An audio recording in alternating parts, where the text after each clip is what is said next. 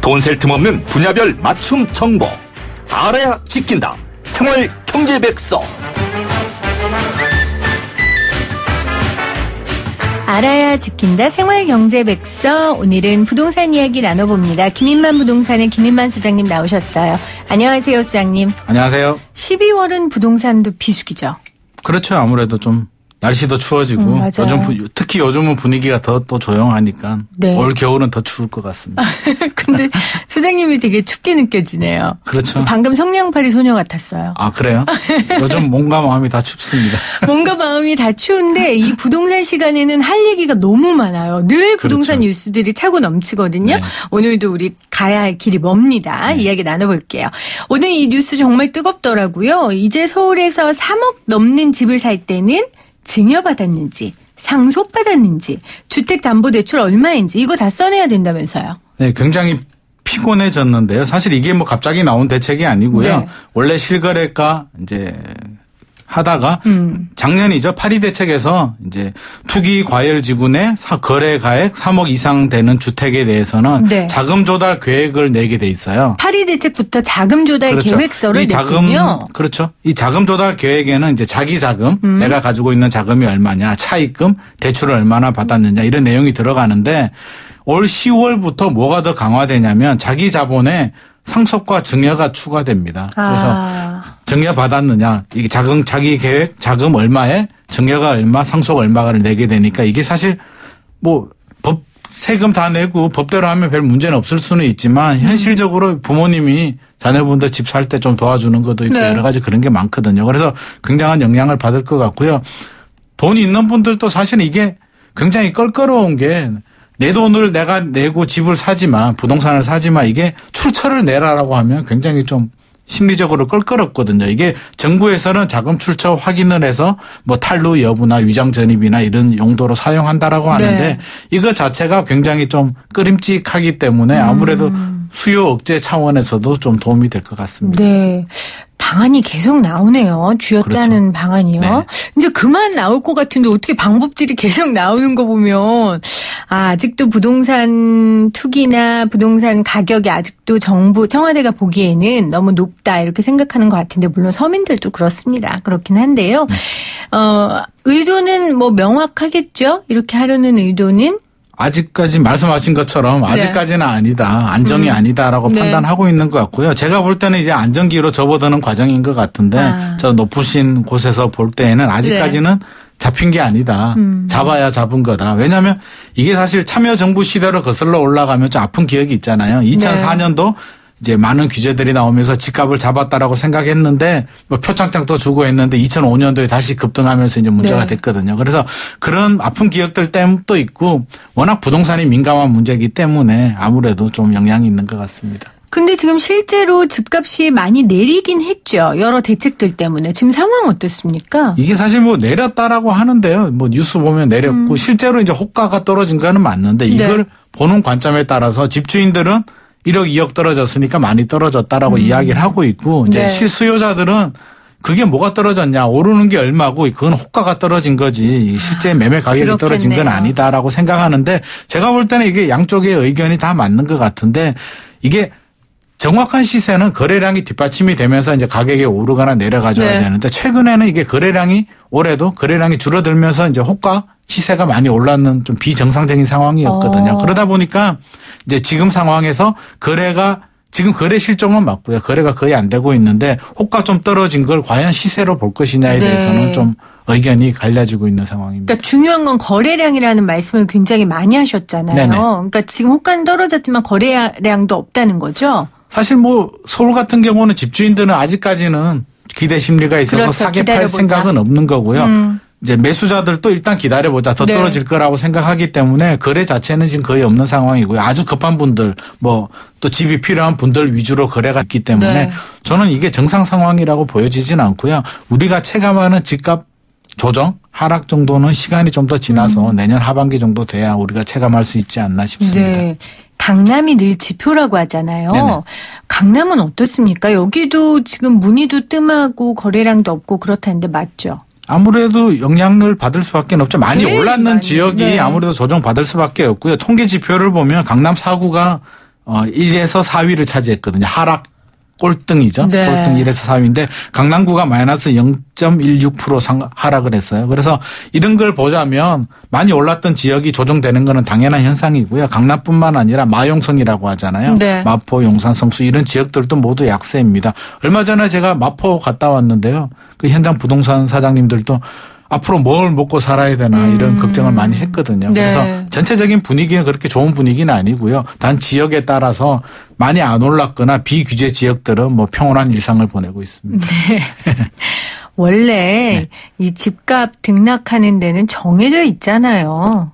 그렇죠. 네. 그러니까 다른 지역은 평화로운 게 좋은 건지 아닌 건지 모르겠지만 정신 건강에 좋을 거라고 생각합니다. 그렇죠. 정신 건강이 굉장히 중요하죠. 네. 그게 중요하다고 저는 생각합니다. 저는 집값 오르는 동네에 안 사니까.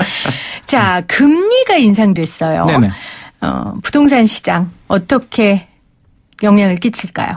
이게 금리는 부동산뿐만 아니라요. 주식이나 채권 모두 역행을 하거든요. 그래서 네. 부동산 시장 입장에서 보면 금리가 올랐다는 거는 뭐 그렇게 긍정적으로 바라볼 수만은 없는 상황인데 왜 이번에 금리가 올랐냐 뭐 여러 가지 얘기는 많지만 사실 금리를 올린다는 것은 뭐 돈을 회수해서 돈의 가치가 올라가고 물가를 내린다는 의미거든요. 네. 그래서 원화 가치 상승 뭐 환율 하락 뭐 이렇게 되는데 지금 우리나라 경제 상황이 아주 안 좋단 말이에요. 그럼에도 불구하고 이거 금리 올릴 상황이 아닌데도 금리를 올린 건 미국 기준금리 때문이거든요. 네. 그래서 미국이 올라가니까 이게 투자 자본 유출 가능성 때문에 우리 어쩔 수 없이 올렸거든요. 그래서 당분간은 우리나라 기준금리가 추가적인 올라갈 가능성은 그렇게 높지 않을 네. 것 같고요. 미국이 계속 올려서 내년까지 뭐 지금보다 1%포인트 이상 더 올리면 우리도 조금 더 올려야겠지만 당분간은 지금 0.5%포인트 차이잖아요. 네. 그래서 당분간은 이 상태로 좀 유지가 될 것 같으니까 뭐 당장 큰 영향은 없는데 아무래도 심리적인 영향이 좀 많이 받겠죠. 네. 지금 규제들도 계속 더 나오고 있는 상황에서 금리까지 나왔단 말이에요.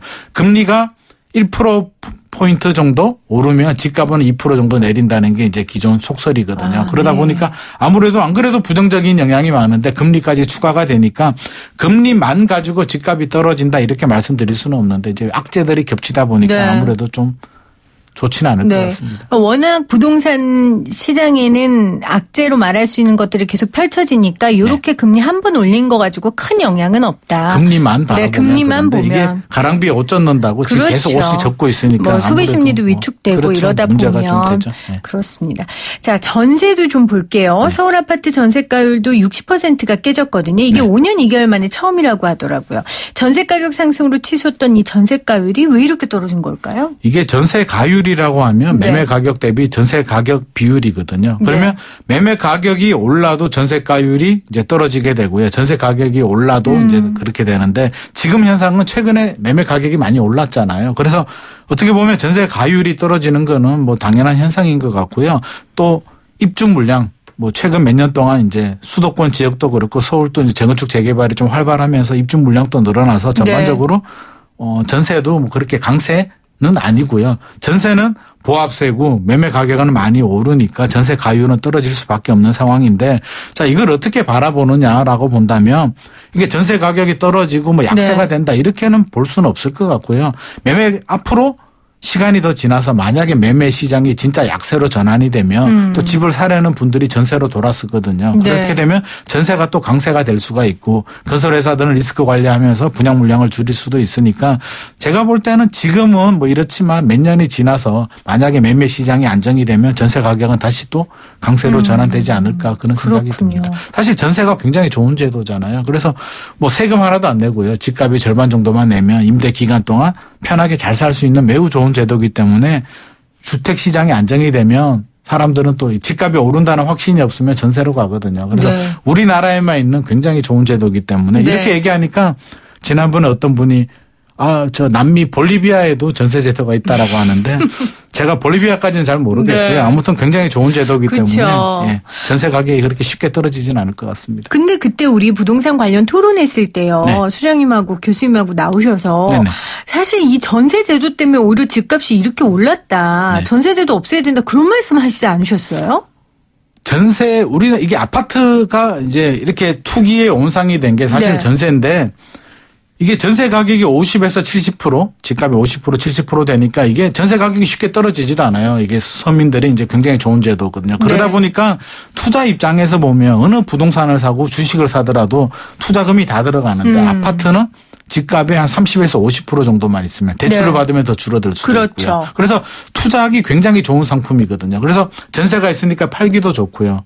또 떨어질 가능성도 그렇게 많이 없고요. 그래서 나쁘게 보면 전세 때문에 아파트 시장이 안정이 되면서 오히려 투자 수요가 몰리면서 더 많이 오르는 부작용도 있지만 서민 주거 측면에서 보면 전세는 굉장히 좋은 제도이기 때문에 네. 이게 정부 입장에서는 투자를 잡기 위해서 전세를 없앨 수도 없는 그런 상황입니다.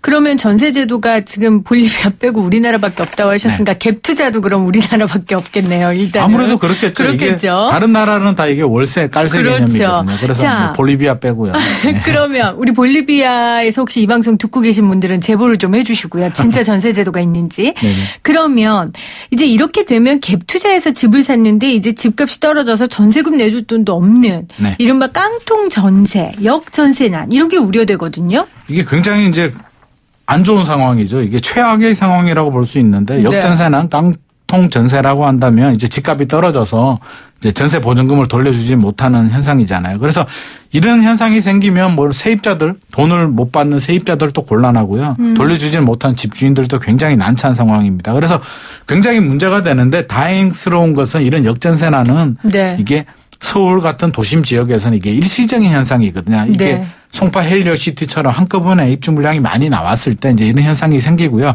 일반적인 경우에서는 그렇게 일반적인 이렇게 많이 생기는 현상은 아니기 때문에 이게 너무 걱정하실 필요는 없는데 그래도 입주 물량이 많이 나오는 곳들은 좀 네. 신경 리스크 관리는 해야 될 것 같고요.